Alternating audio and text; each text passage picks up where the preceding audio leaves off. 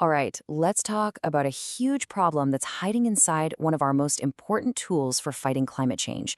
And it's probably not what you're thinking. It's not about the science or even the policy. It's about a fundamental lack of good information. We're diving into the intelligence gap in carbon markets. You know the original idea behind carbon markets? It was actually pretty brilliant and simple.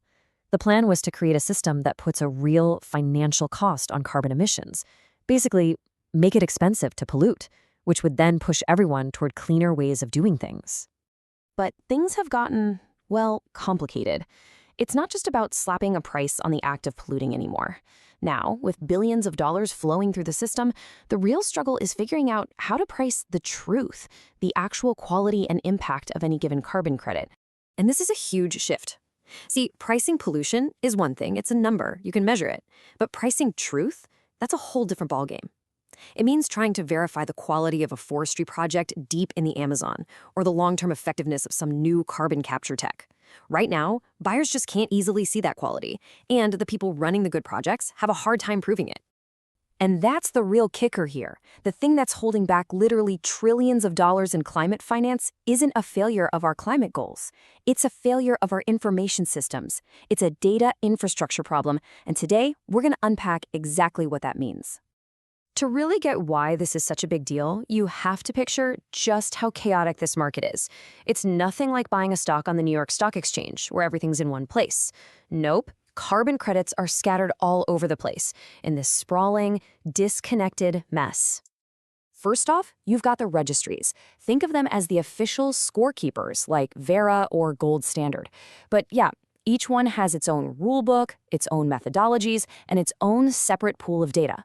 Then you have the big backroom deals.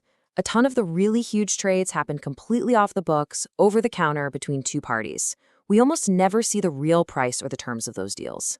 On top of that, you've got all these different project marketplaces popping up. Each one is its own little island, selling credits from different projects, all operating in their own little silo. And just to make things really interesting, now we're throwing blockchain into the mix with tokenized credits.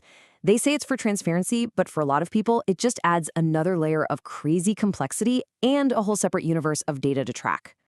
And to top it all off, you have the government-run compliance markets, like the big one in Europe. These are massive systems that play by a totally different set of rules from the voluntary markets. So yeah, it's a real mess. So let's make this real. Say you're trying to do the right thing and buy a top-tier carbon credit from a forest in Brazil. Well, good luck. You'd have to manually dig through the methodology risk, the year it was issued, the registry's reputation, the project's own history, how fast similar credits are being used, and that's not even all of it. It's just painfully slow and totally inconsistent. I mean, how is a market supposed to grow when just figuring out what you're buying is this hard? And this chaos isn't just an annoyance. It has huge, real-world costs. This data gap is literally creating massive problems that are holding the entire market back. The biggest one, mispricing. When everything's a black box, the amazing, high-quality projects get lumped in with the junk. The good stuff ends up being sold for way too cheap because nobody can easily tell the difference. The most important signal, quality, is totally lost in the noise. And that, of course, leads to a fragmented market. Buyers get nervous. Why would you trade a lot if it takes weeks of work to verify what you're buying? So trading is thin, and capital just doesn't move the way it needs to. Now, think about the big money, the institutional funds that could pour trillions into this. For them, this is a total nightmare. Their whole job is due diligence, and this system makes them move at a snail's pace. So you've got this absurd situation where the capital is moving slower than the climate is changing.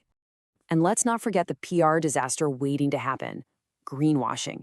If you're a company and you can't prove your credits are legitimate with hard data, you're just setting yourself up for a nasty headline. It creates this huge cloud of distrust over a market that's supposed to be about positive action. Okay, so that's the problem. It's a big one. So what's the solution? It's all about building a brand new layer on top of all this chaos, an intelligence layer that brings some sanity to the madness and helps everyone see clearly. Just look at any other real financial market, stocks, bonds, whatever. They run on data. They're organized. They have infrastructure. Carbon markets today? It's like the Wild West. The mission is to drag them into the 21st century. And to do that, the carbon market needs to borrow the playbook from Wall Street. We're talking about the same kinds of tools: data terminals, heavy-duty risk analytics, benchmark pricing, tools for screening projects, and portfolio modeling. All the stuff that gives big investors the confidence to write checks. Right now, this market runs on stories. It needs to run on data. So the end goal here is pretty simple, really. It's to build a Bloomberg terminal, but for carbon. One single trusted place you can go to see everything. Data from the registries, satellite photos, pricing feeds, all in one spot, making sense of it all for you.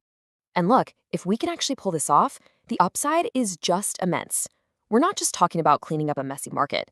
We're talking about turning carbon from this niche environmental thing into a real, financialized climate asset. I mean, we're looking at a market that's set to explode into the trillions of dollars over the next decade. And as all that money pours in, people are going to get a lot pickier about quality. The winners in this space are going to be the platforms that deliver that clarity and that confidence. It really all boils down to a simple chain of logic, right? To fight climate change, we need massive amounts of capital. For capital to show up, it needs trust. And in a market this complex, trust is absolutely impossible without intelligence. So when you think about the future of carbon markets, remember this. It's not just going to be about the number of credits flying around. The real test, the thing that will define its success, is how well we all understand what those credits actually mean. It's about finally being able to price truth.